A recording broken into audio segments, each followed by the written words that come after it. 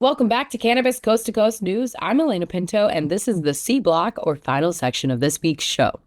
Over the first 100 days in office, President Trump has been quite busy, to say the least. One of his most controversial moves has been to try to stop the diversity movement in colleges and universities like Harvard and other private educational institutions. You don't have to look too hard to find the power of diversity in the cannabis reform movement. One of the most successful and powerful entrepreneurs in New Jersey is Precious Osage Erese of the Precious Canna Company. Here's one of the first social equity licensees to excel in the Garden State. Her pre-rolls are now in 18 dispensaries around that state.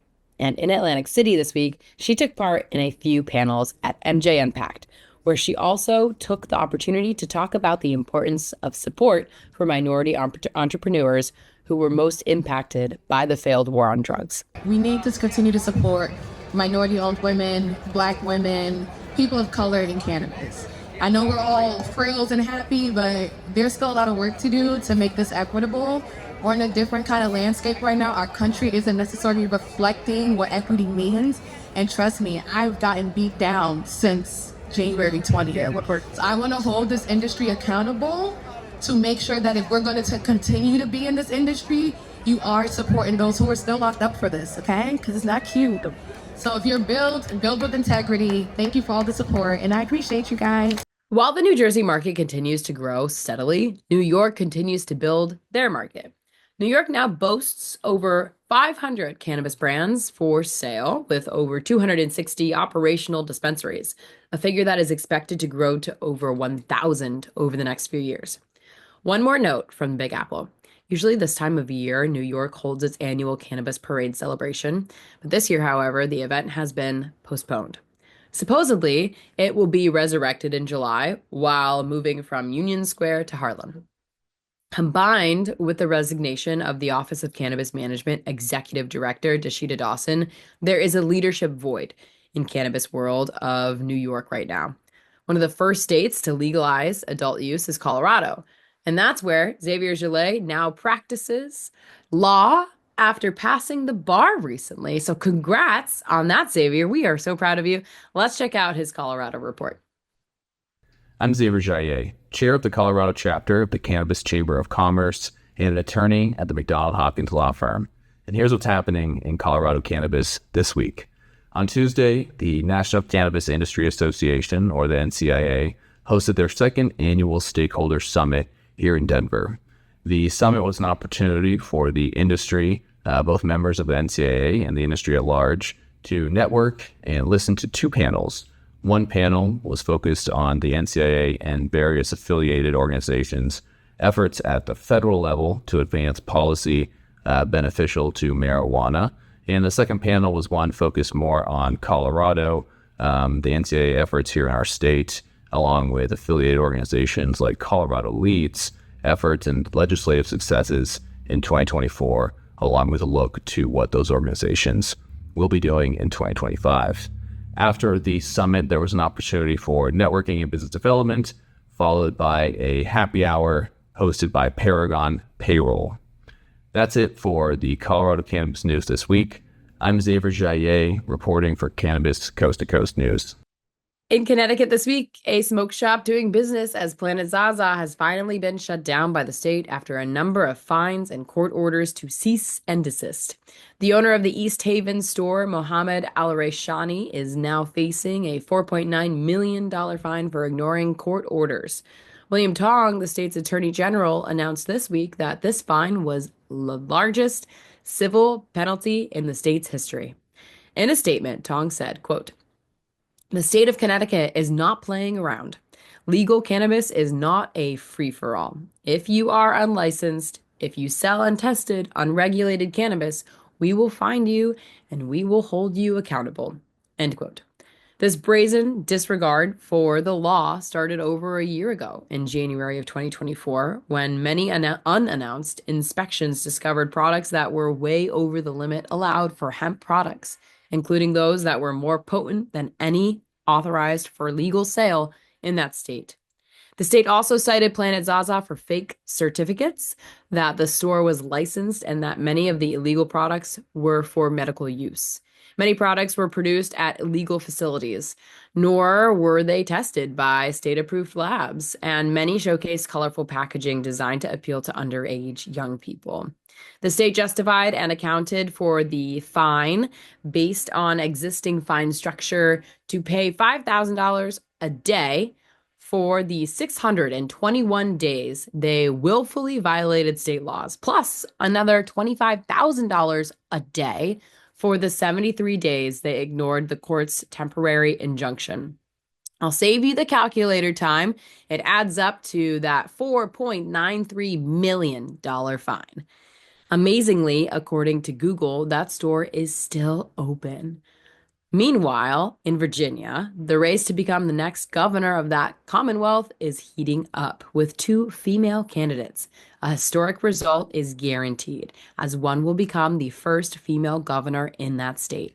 As Joe Parsons tells us, both are being very cautious about their feelings about legalizing adult use, since their predecessor vetoed not one, but two bills sent to him by his legislature during the outgoing Governor Glenn Youngkin's term. Here's Joe with the Virginia Report. I'm Joe Parsons with the Virginia Cannabis Connection by Higher Education's Coffee Talk, sponsored by 97.5 3WB, and reporting for Cannabis Coast to Coast News. Both candidates in the 2025 Virginia governor's race have been silent and have declined interviews with any news outlets to discuss their opinions on what their stance on cannabis legalization will be moving forward. While it makes sense for Winsome Earl Sears to not discuss her positions, as she's the current lieutenant governor, and any oppositions to the current positions, such as not agreeing with any of Youngkin's vetoes, could create a rift in GOP structure that's currently here in the Commonwealth. However, Democratic candidate Abigail Spanberger has been a strong advocate for legalization and reform, with her campaign even acknowledging her support for an adult retail market. So, it's unclear why she would miss the media opportunities to support her views. But rest assured, this reporter will always have a spot reserved for either candidate if they wish to discuss how or when they're going to support reform in Virginia. This election is vital for the cannabis industry's future in the Commonwealth. Sears, in 2021, was quoted saying that there's no hope in legalization, and even fired a staff member for simple use of cannabis.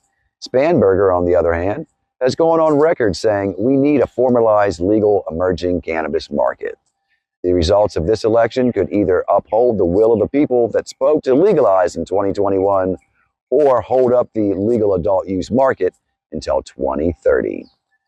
In sales news, the monthly average for medical patients making a purchase for the fiscal year of 2024 was 46,166 patients per month.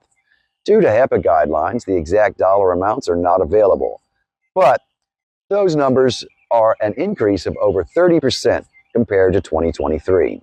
Virginia currently still has one of the highest per ounce prices for medical grade cannabis, coming in at an average of $14 per gram. These high prices and the lack of a competitive adult use market have driven many to rely on the legacy market to get the medicine they need. Others will make the drive to either DC or even Maryland, as both have competitive pricing and concentrates. Maryland especially because of the allure of a robust adult use market that doesn't require a medical card to participate. These things are still a dream for most of us in Virginia. But don't worry, I'm going to keep fighting the good fight to make that dream a reality one day. Well, that's going to do it for this week's Higher Education's Coffee Talk, sponsored by 97.5 3WB in Charlottesville. And as always, reporting for Cannabis Coast to Coast News, I'm Joe Parsons. Until next time, stay lifted. In Massachusetts this week, the Cannabis Control Commission continues to study and delay releasing any regulations regarding the opening of a social consumption lounge. The CCC has had 6 years since voters passed the adult use ballot question, but still no decisions. This week, the embattled commission faced lawmakers at the State House, where they asked for more financial support in order to improve the efficiency of an organization that has stumbled more than once since its inception. In the meantime, Bay State sales continue to be strong, and in Haverhill this week, Talking Joints memo, Chris Verone checked out the second annual STEM Dispensary's Bong Pong. It's a jump-off event at the Renaissance Golf Club that was organized by Caroline Pinot, proprietor for STEM in Haverhill. The beneficiary for this event is the nonprofit group Patriots Helping Vets, and you can tell from these photos, courtesy of Chris Verone, all who participated enjoyed the, quote, signature chaos for a good cause. The cause had a slightly different feel in Atlantic City for the 8th MJ Unpacked conference at the Hard Rock Cafe. Hosting a cannabis business event at the Hard Rock was the perfect setting, as that casino hotel played host to hundreds of vendors, dozens of speakers, and panel discussions focusing on everything from attracting capital to science and research to marketing and compliance challenges. PCM TV founder Jimmy Young was on hand and talked with MJ Unpacked founder George Jage while he was there. Hi everybody, welcome back to this special edition of Cannabis Coast to Coast News on location in Atlantic City, New Jersey for MJ Unpacked. And the man, the myth, the legend, the guy who started this whole thing is George Jage. George, first of all, thank you for being so gracious of allowing me to come in and just be me in your show. Is that okay? Jimmy, I think you should always be you. Everybody else is taken. Listen, I told you before, I mean, you're such a genuine personality and compassionate person, and, I love having you come here and be able to share being historians. So, What? And I'd like to tell stories, of this industry. See, what is it that differentiates your trade show, need to do trade show, from others in this space? There's quite a few things, but what's the one that sticks out in your mind? but I think the one defining thing that we do is curious, right? Like, everything in our events curated. Our attendees are curated. We only allow licensed manufacturers in, accredited investors. We want decision makers, senior level people. Our booth products are curated, where they're custom booths that can be built for you, just sending graphics. We curate our content, make sure it's expert level. We're bringing in, unheard voices, really addressing the current needs of the market. And then, as you know, the party we had last night, if you're in the cannabis industry and didn't hear about it at this point, well, you're not in the cannabis industry, because that thing was legendary. And tip of the hat to my very good friend James Hodney at Fairchild for producing the event for us, and all the sponsors of the event. That was sick. And it was so cool about that, Jimmy, is having a distilled beer. Like, I think everybody kind of brought their inner child out, and it just made people feel like they could play and be happy and spread joy. And the beautiful weather in Atlantic City. I hope everybody listening to this that didn't make it this year has a chance to come next year. Absolutely, 100%. And if there's some place that I could go to find my inner child, it's not difficult, because I live it. You know that. You know that Peter Pan says, I never want to grow up. I'm the same way. I know, that's why we're friends. That's right. He's George Jage, I'm Jimmy Young. And finally tonight, a happy birthday to country music legend and cannabis advocate Willie Nelson, who turned 92 last week. In comparison to other cannabis legends, Cheech Marin and Tommy Chong released their last movie this past week.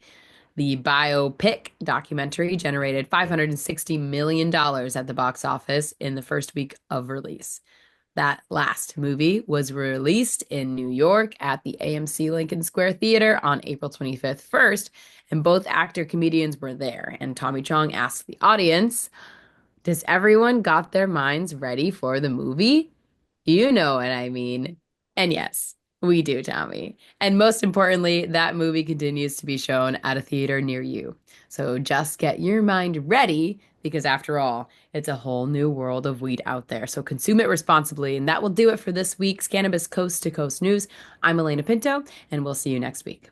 I think I messed up. Did you know there's a place that covers all the cannabis news you need? Welcome to Pro Cannabis Media, your go-to for all things cannabis. PCM is the CNBC of weed, bringing you the latest news and talk shows with a twist. We've got 16 state correspondents and multimedia journalists from around the US and Canada. Hey everybody, it's Brandon Jones with Big Green Distribution with the Missouri Cannabis Report. I'm Karen Black from Greenfinger Consulting with the Arizona Cannabis Report. I'm Amy Carter from Michigan Weedsters. Andrew Behringer here reporting from Washington, D.C. Debbie Fazy with the Canadian Toke of the Week. It all started back in 2018 when founder Jimmy Young kicked off the In the Weeds podcast. His mission? Documenting the fight to end cannabis prohibition. Fast forward to today, and we've got Cannabis Coast to Coast with Alaina Pinto, delivering the nation's only TV-style cannabis news show. Hi, everyone. Welcome to another edition of Cannabis Coast to Coast, PCM TV's weekly roundup of industry news from California to New York. I'm Alaina Pinto. As of August 2024, PCM has racked up over 1.2 million views and 14.5 million impressions on our YouTube channel. With 15,000 subscribers and growing, our reach is spreading like wildfire. PCM's website, YouTube, Rumble, Discord, Roku, Twitch, Spotify, iHeartRadio, Apple Podcasts, and even our very own PCM TV app. Get your cannabis news fix with Pro Cannabis Media. We're here to keep you informed and entertained. Stay tuned and stay lifted.